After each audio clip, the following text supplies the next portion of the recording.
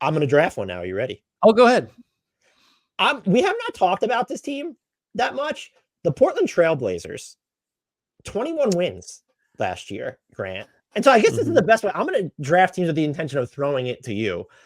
21 wins. Are you calling them better or worse? I think they're going to be worse. And that it gives me a little bit of pause because 21 wins is like that's not a lot of wins. We do see teams in the teens pretty much every year though. And a lot of it is just sort of the context of the West for me, just because there's probably only going to be at most 2 Western Conference teams that are not interested in winning. The Blazers will be one of them. I think Utah's the other, but this marketing deal, I don't know, maybe not, or maybe it'll be harder. So it's the context, and it's the idea that like if the guys that they should want to play actually play more, which is to say like Scoot, Shaden Sharp, I guess Simons, Toumani Camara, just their younger guys, they should probably be bad just because that's just what happens when you give a ton of minutes to young players. And then there's also like, if you're talking about, well, how might the roster change? They have veterans that they can and should be trying to trade for future assets. So like those are kind of that's the 3-pronged kind of process that gets me to worse, even though 21 wins is like, I mean, you could accidentally win 22 games. It seems like in most years. I just think the arrow is aiming down for Portland. And I think they're okay with that. I would agree with you. That's why I put it up on the screen. We caught, not you and I, but Esparahini and I, when we were talking about the Blazers direction, we both expressed confusion over it, and we caught a lot of shit. I'm still somewhat confused over it. I don't understand what Chauncey Billups' guiding principles of head coaches just yet. How much of that is related to, okay, well, look at when he took over, what they were trying to do versus last year when they dealt with all these injuries. What I will say is, as currently constructed, this team should probably be better. And I was not a Donovan Clingan guy coming out of the draft, but he proved to be, when I watched him in Summer League, he did a lot of the I am huge and I know it stuff on defense really well. We saw him take some threes. And so they have a trillion bigs, but like if they're just willing to play Donovan Clingan, there's a chance their defense just gets better by that. Denny Avdia makes their defense better. Jeremy Grant, pretty good defender still. They have Toumani Camara. This is a team that Robert Williams III, if he's healthy, this is a team, if they're not making massive moves, I feel like they could be sneaky good on defense. Now, this is all to say, and I hope Blazers fans don't take this as an insult. You mentioned it. They want to be bad. They are the only team right now in the Western Conference that is very clearly not interested in winning next season. And so whether it's trading players or whether it's shutting them down, they are going to be bad. I don't know if I'm prepared to say, like, they might win 20 games instead of 21. I think they'll end up in the teens just because I firmly believe maybe you could pencil Utah into this sort of umbrella too, but these other teams are either going to be trying to win or maybe talented enough to stumble into wins unless catastrophic injuries happen.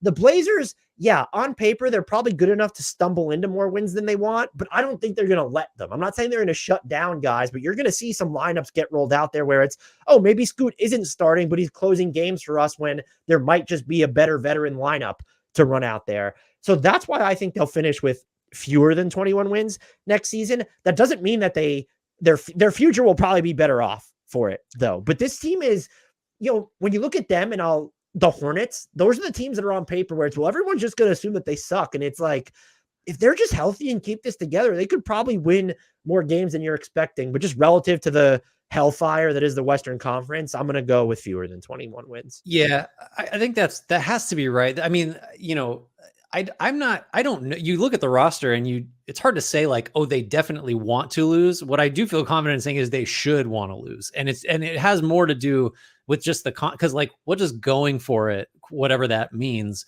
get them, right? Like you're not finishing above more than like one team or two, maybe if something goes totally sideways for one of the top 13 teams in the West. Right. If Memphis has if another team goes, even Memphis won 27 last year. Like, this team it's like the play-in is like out of the question. And like, even that is something I think we agree, like teams probably shouldn't be gunning for the play-in generally. So yeah, they cannot, if they are trying to do anything, but just play all the young guys and let whatever happens happen. It feels like a pretty big mistake to me. I don't think that I mean, we mentioned the trillion centers, so there's weirdness there, but they don't have anyone on this roster.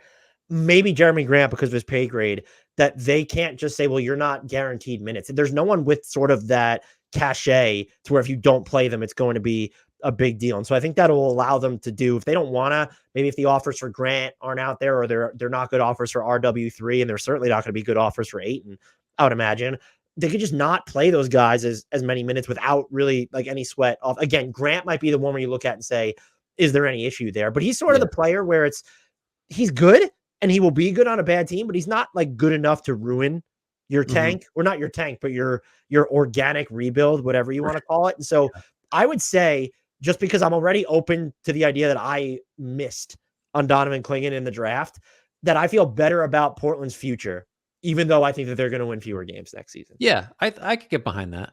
All right, I want to nominate another the other really difficult one for me in the West, and that's the Sacramento Kings. So wait, I love how we're just going in. We're not going in alphabetical order. Oh, I didn't even mean to do that. Right. See, you can't stop me from trying to be organized, even accidentally. So I think we are pretty much of the same mind about the main offseason decision, which was the DeMar DeRozan sign and trade, net talent upgrade, potential for the whole to be less than the sum of the parts because you have a lot of overlapping skills, a lot of primary offensive players that are not very valuable off the ball. So how do you make that work between him, Sabonis, Fox, Malik Monk? Not that all those guys are valueless off the ball, but generally speaking, they're best with it. I think the defense should be worse with DeRozan. I already hear the comments in the YouTube I'm not even trolling Kings fans here, but there's a lot of them that seem to believe that DeMar DeRozan is going to be more valuable on defense than Harrison Barnes.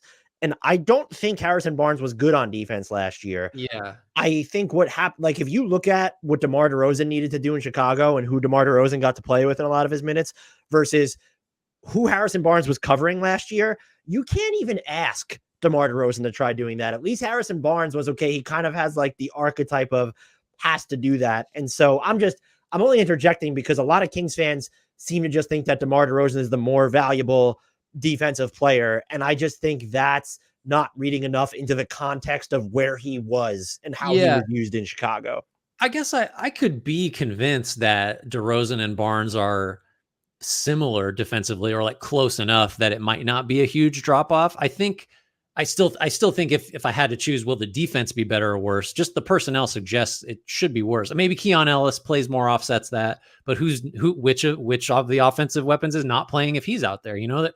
So the other thing for me, and this is really, I'm gonna go worse because they won 46 games a year ago. We should probably lead with that.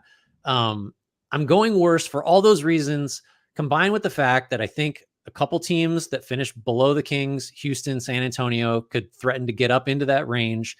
And the fact that clutch performance was a huge driver of the Kings exceeding their point differential, which was that of like a 42 win team. So we're talking really about, unless you believe that clutch luck carries over, which given some of the guys on the Kings roster, like Fox and DeRozan, they have clutch players or guys that have historically been clutch. We're knocking 4 wins off right there. Like they were not really a 46 win team if you put any stock in point differential, which I think we both do. I certainly do. So the bar is actually lower.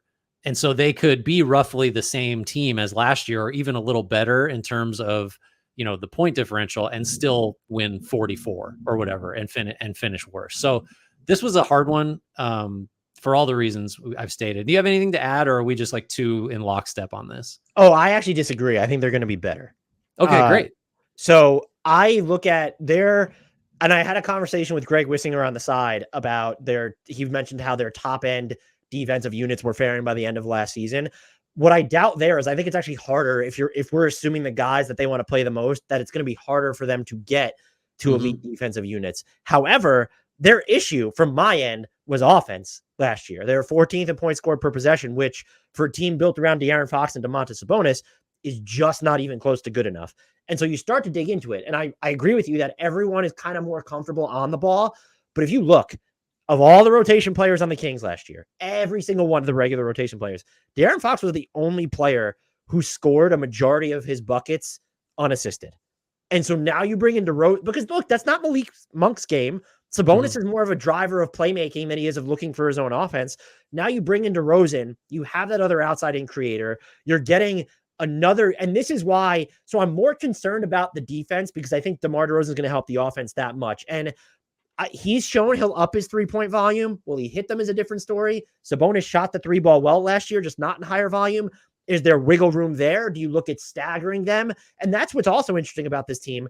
Their staggered star minutes were pretty bad last year when you look at just Sabonis. And now those, I would think, they get strengthened to where you could surround just Sabonis and DeRozan with a bunch of shooters and make it work that way, or you could stagger those two. They have all these different options of how they could stagger their best players, which I think you just get 48 more complete minutes of basketball. And I think I'm ultimately optimistic on the defensive end for 3 reasons. You mentioned Keon Ellis already. I think he's really good.